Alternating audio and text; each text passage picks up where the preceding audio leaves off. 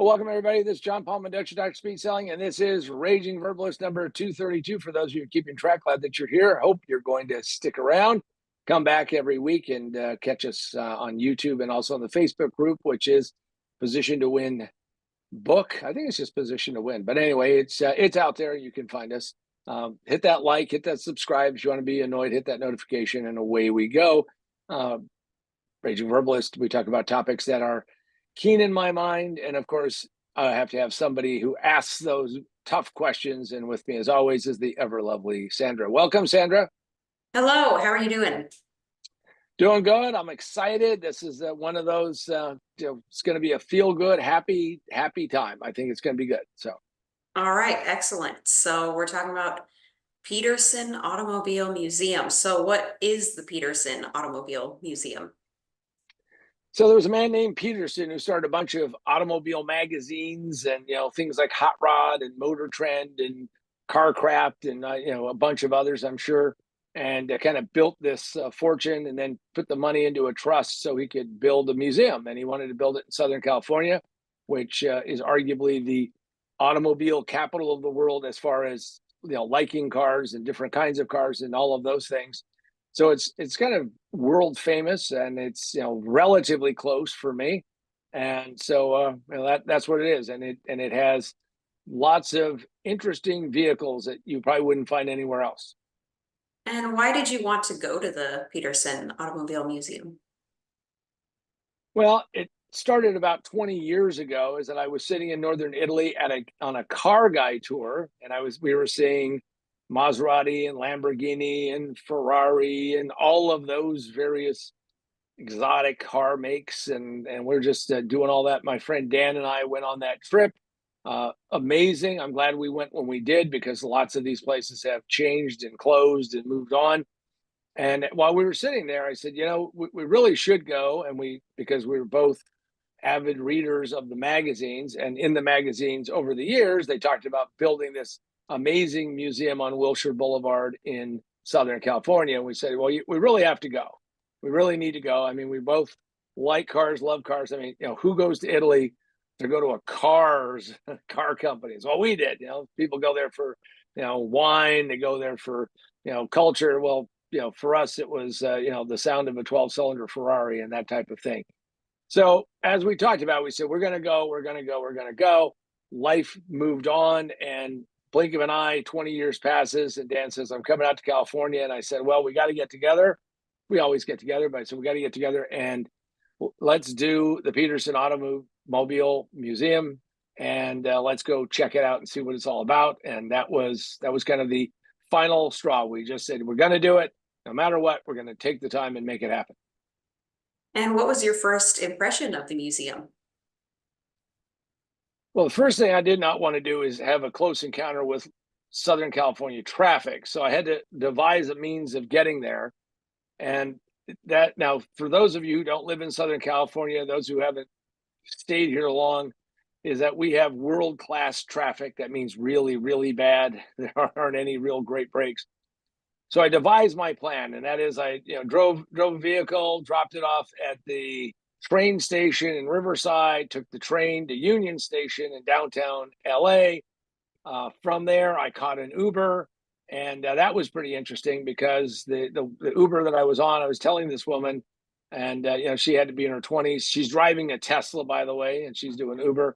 And we start talking about, well, because I give her the address, and she goes, so where are you going? I said, the Petersen Automobile Museum. And she goes, oh, Petersen Museum. She goes, by the way, they have the Cybertruck, the Tesla Cybertruck, because she's into all things Tesla. And so that made a pretty interesting discussion. Oftentimes you don't get those kind of in-depth discussions. So my first impression driving up is that it's a very unique building, and it really stands out. And so that they did a great job, because I've seen a lot of museums that are kind of dull and boring, or they try to make them look good. But yeah, they did a great job, and it kind of reminded me. And I don't know what their motivation was or what they were trying to achieve, but it looked like a big giant chrome grill or something. Very impressive. And what was your first impression walking in? Well, I walk in and right over to the left was in fact what she had told me about. So I was thinking, well, I wonder where the Cybertruck is going to be at. Right there in the lobby is the Cybertruck. And if you've not seen a Tesla Cybertruck up close and in person, it looks really different. And it looks, I mean, yeah, I've been around pickups most of my life. My father had a pickup, I had a pickup. Everybody's got to have a pickup at some point in time. And to see this thing is just massive look and this massive sense. Look at the wheels and the tires. And as I came around the one side on the driver's side, I realized that this was the Cybertruck that they fired machine gun bullets at. And yes, they could have had bigger bullets and they probably would have gone through. But there's all these little dimples, and it looks like like a really bad hailstorm kind of thing. So in the side of the stainless steel is all these little dimples, and to think that this is the same truck that they demonstrated that its stainless steel panels were so tough that it's not quite bulletproof, but this is kind of a amazing thing. I love those kind of promotions because it always speaks to somebody at least being creative, and then also the fact that no one but Elon Musk would do that. There's not a single auto executive that would let somebody shoot a machine gun at their truck or something. I mean, would never make it through all of the layers of bureaucracy. But that was very cool. And that was cool enough. But then next to it, this is just, I mean, I haven't even made it to where I check in, but next to it is the giga casting. So it's the big giant under, it's not even it's like a whole big giant frame. And the giga casting would have been super impressive for my father, who was a tool and die maker, owned a machine shop. I worked for him. That's a whole other story. But I can tell you that that giga casting is amazing. That he took all those pieces and they form big giant sections, which I'm sure cuts down on the amount of creaking and cracking and all of those different things that happen that take place. So that was my first impression. And beyond that was the fact that, you know, that gave you the wow right then and there. And that's very cool because lots of times in the lobby there's not a lot other than the donation thing and here's the check-in and what you need to do. So they got me at the wow right up front, which is one of the things that's important. And in fact, it brings us to one of the things that you should be doing, which of course, if you haven't gotten it already, you should think about getting it, which is my book. Most businesses fail in the first 5 minutes. It just takes them 3 to 5 years to realize it. Now, we're very serious about that. Lots of businesses make mistakes right up front. You can get it in physical by going to the website, positiontowinbook.com, positiontowinbook.com. Buy it there. You can have me autograph it. And I'll be happy to send it out to you. Also, you can go and get it at Amazon, Barnes & Noble, Books A Million, or other bookstores. Any bookstore can actually order it. But if you want to get it now, get it immediately, you can go get it on Kindle or Barnes & Noble Nook or Apple iBooks.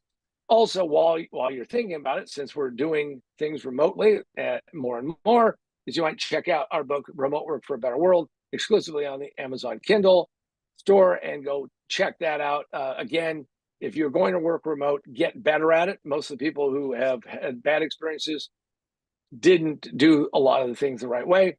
And then, of course, if you want to have a little bit of Raging Verbalist with you every day, go ahead and get the Raging Verbalist mug because, of course, everything tastes a little bit better in a Raging Verbalist mug, and you can get a little bit more rage going on. All right, Sandra, given all of that, what is next? All right, so what is the special brand that they were showing? Well, one of my big motivations in trying to make sure that we got it done in this trip is that my friend Dan, best friend Dan, is a big Porsche fan. I mean, he's owned Porsches for years. In fact, when I first met him, hard to believe, how many years ago, he was trying to decide what kind of car he was going to buy next, and I wanted him to buy what was purported to be the last big block Corvette. And I got to the point where I was actually calling Chevy dealers to find him a deal on a big block Corvette. And Dan decided against that. And he went on to that German path and he bought his first Porsche in 1974.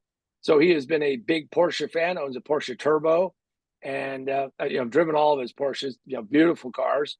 And they had a giant showing of the history of Porsche and all of the various Porsches over the years, special one-off Porsches. They even had like a four-door Porsche 911 that a guy from Texas, of course, he's from Texas, had custom made where they basically chopped the car. They added a section so he could have a car, that a Porsche that he could take his family in. Just all kinds of amazing stuff, and some amazing Porsches. So we were really well suited to do that. And we knew most of the cars, but great stories about Porsche, and also how Porsche gained its prominence not only in the world, but in particular in the United States, and all of these names that we, of course, had read about. And there were those exhibits, and there they were. So that was really cool. And there were Porsches basically everywhere. So that was really worth it. And that was the big brand they were exhibiting. And what was one of the most unique things that happened? So I'm standing there and I'm looking at this Porsche, and it's really a cool looking. I mean, they're all cool looking, but I'm looking at this Porsche. It's very cool looking. And as I'm looking at it and I'm taking pictures and observing it, this guy walks up and we start a conversation. Now I'm still looking at the car. He's looking at the car, and we're just talking about it. Now he seems to know this car really well. He said, I used to own one of these back in the day and sold it too bad. And I then realized and recognized that this is James Woods, the actor. Now, I didn't say, oh, hey, you're James Woods. Hey, great. What I did was we started talking about Porsches. We started talking about various things that he had experienced. He told me a story about how he was really great friends with Dean Martin's son, Dino. Dino died way too young, and how they used to tear around Southern California in Dino's car, which they called the Bondo Porsche, because it had all this body damage that they just kind of bondoed over. Eventually, by the way, that got sold, and it's worth a lot of money today. And so we're having this discussion, and I thought, well, I want to share something with him. I told him about that there was this guy who built replicas of the Porsche 550 Spider. By the way, that was the car that James Dean got killed in. And he goes, so we started talking about it. And I told him, well, there's this guy named Beck, and Chuck Beck, and Chuck, I think, is gone.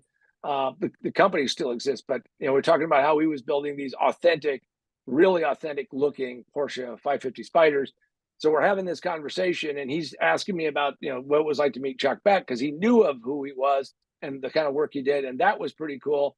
And we had that moment, and that was great, because that's what life's all about, experiences. By the way, if you get anything out of this session from Raging Verbalist, is that talk to people. That's what it's all about. Because a lot of people, we just have a tendency to look at our phone and get into our own space and all of that. Talk to people. It's amazing what you'll find out. And what story did you tell him? So I told them the Beck 550 Spider story. I told them about what it was like meeting Chuck Beck, all the things that were going on in his little shop in Upland. In fact, I had gone there with my mentor in high tech, Big Joe, and we went and spent, I don't know, an hour and 20 minutes sitting there hanging around Chuck Beck's shop and all the crazy things that Chuck Beck was working on. And he was enthralled by it, and he asked me lots of additional questions. Okay, tell me about this, and tell me about that, and tell me about this, and tell me about that. And of course, his wife, or whoever she is, and another couple, because they were obviously traveling in a group, finally pull him away. And they said, well, who was that? What were you talking about? Well, he's talking about Porsche stuff. And then he said, and then he told me all about this guy, Chuck Beck. So here I was living in James Woods' head, rent free, talking about Chuck and talking about this replica of the Porsche 550 Spider. Amazing. And it was fun. It was great. Really enjoyed it. And was there anything else that stood out? Well, I'm a big Formula One fan. Of course, I follow Ferrari.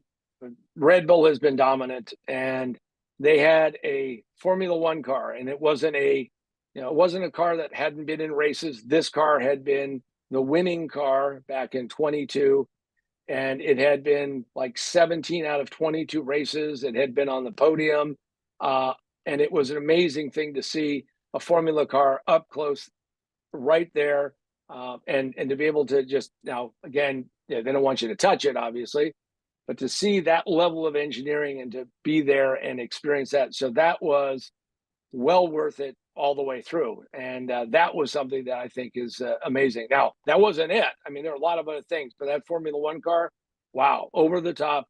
See how that technology evolved and developed, and where we stand today on the pinnacle of automotive engineering. And would you recommend someone go to the Petersen Automobile Museum? If you like cars, if you're interested in how cars have evolved and developed and all that's gone on, I would highly recommend it. I've been to auto museums all over the world. In Italy, when we were there, we went to like private museums, private showings. And I have to say that the Peterson folks do a great job, well worth it. Even the restaurant was pretty decent. And just the breadth and depth and all of the various installations that were there were just unbelievable. And it was well worth the time. They asked if I wanted to join, to be a subscriber. It's a little far for me to go. I'd love to go back again and spend some more time, if you will, because Dan and I were just on this kind of march to see everything. But it is one of those exceptional experiences. So if you're into cars, if you want to see what that's all about, go to the Petersen Museum, and I think that you'll get a lot out of it. And it's very, very exceptional in what they have done and how they've curated it. And who else could put it together but somebody who had been in the automotive journalism business and knew everybody, and therefore has access to things that you would never see any other way. Because most of the cars, I believe, that were like in the Porsche exhibit, especially the specialized ones, were in fact, they were private collectors who would lend it to the museum for a period of time. And with that, all I can say is rev up your engines, get yourself down there if you want to go see it, because you will be amazed at what they have done.